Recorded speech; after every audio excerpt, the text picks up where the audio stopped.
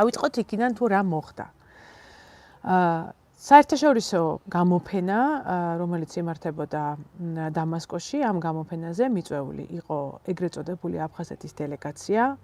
მართალია, ეს ძალიან მნიშვნელოვანია, მაღალ დონეზე ამ დელეგაციას შეხვედრა არ ქონია, მაგრამ ჰქონდა ერთხელ იყო მოხსენებული მხოლოდ სირიის საერთაშორისო სააგენტოს მიერ და თვითონ აფხაზურმა სააგენტოებმა გაავრცელეს ეს ინფორმაცია. ეს ნიშნავს, რომ დიდი მნიშვნელობა მათ ჩასვლას იქ არ მიენიჭა.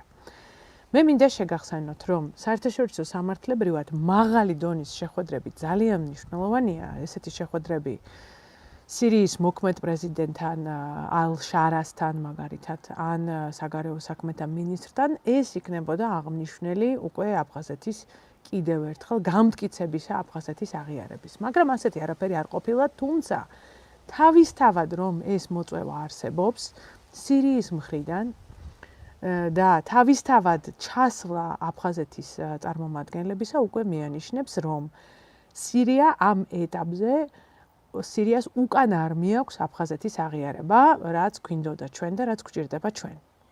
ხა ამას როგორ უნდა მივახციოთ, ამაზე მინდა რომ ვიმსჯელოთ.